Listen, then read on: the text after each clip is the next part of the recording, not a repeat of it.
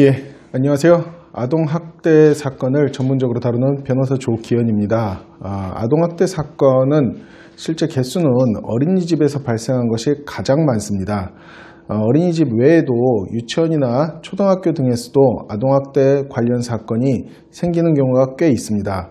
오늘은 유치원에서 발생한 아동학대 사건의 특징에 대해서 조금 알아보고 아동학대 사건이 발생한 경우에 아동학대 혐의자로 지목된 사람은 어떻게 대응해야 될지에 대해서 알아보는 시간을 갖도록 하겠습니다.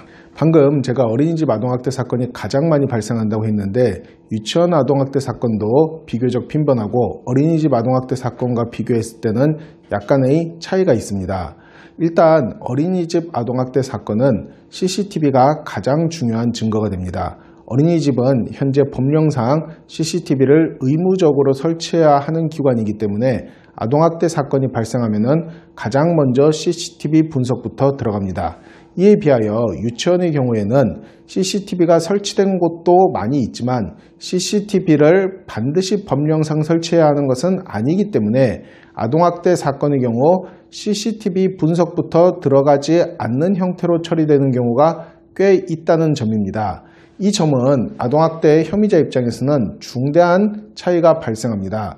CCTV가 없다는 것은 유리하게 작용할 수 있는 측면도 있고 불리하게 작용할 수 있는 측면도 있기 때문입니다. 그리고 어린이집 아동학대 사건과 유치원 아동학대 사건의 또 다른 큰 차이점은 아이의 진술 능력입니다. 아동학대를 당했다라고 주장하는 아이가 어린이집 재원생인 경우에는 그 연령에 비추어 봤을 때 본인이 당한 아동학대 사실에 대해서 구체적으로 진술하기가 매우 어렵습니다. 이에 비하여 유치원 재원 중인 아이의 경우에는 나이가 우리 나이로 5살, 6살, 7살, 만 나이로 만 3세, 4세, 5세, 6세 정도가 되기 때문에 자신이 당한 학대 사실에 대해서 충분히 진술할 수 있는 능력이 있습니다. 물론 유치원에 다니는 아이 진술이 100% 진실이라고 제가 지금 말씀드리는 것은 아닙니다. 아이들은 상상에 의해서 이야기를 하는 경우도 많고 다른 곳에서 일어난 일을 유치원에서 일어난 일처럼 얘기하는 경우도 많이 있습니다. 다만 여기서 제가 강조하고 싶은 것은 어린이집 사건과 달리 유치원 사건의 경우에는 피해 아동의 진술 능력이 현저히 어린이집에 비해서는 우월한 점이 있다라는 측면입니다.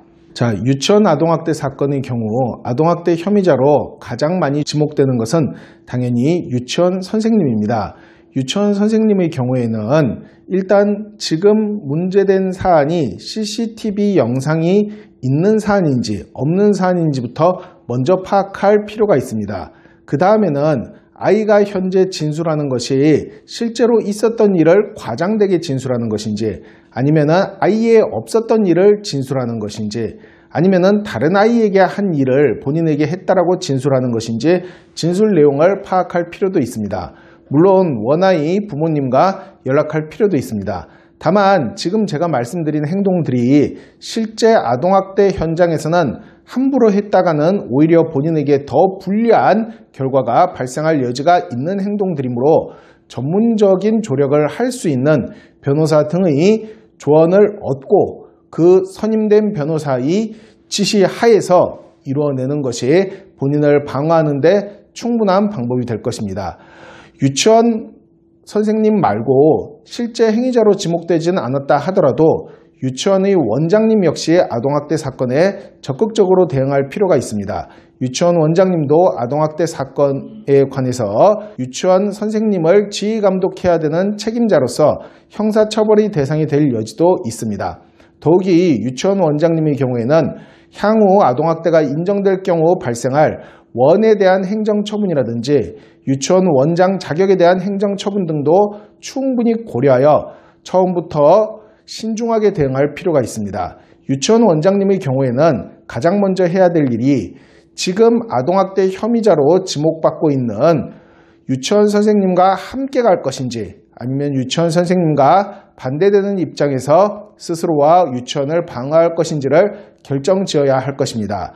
물론 감정적으로 원장님과 선생님 사이가 많이 벌어져 있다면 함께 가는 것은 어려울 수 있으나 유치원 원장님이 여전히 선생님을 보호하고자 하는 마음이 있다면 함께 가는 것, 즉 유치원 선생님을 위한 변호사와 본인을 위한 변호사를 한 사람으로 선임하는 것이 더욱 유리한 경우도 있습니다. 유치원 아동학대 사건의 경우는 아이 진술 능력이 있다는 측면에서 어느 방향으로 진행될지 예측하기 어려운 측면이 있습니다. 지금 만약 이 영상을 보고 계신 분이 아동학대 사건, 유치원 아동학대 사건으로 괴로움을 당하고 있는 분이라면 지금 즉시 유치원 아동학대 사건을 전문적으로 조력할 수 있는 변호사에게 연락하시기를 권합니다. 조기현 변호사였습니다.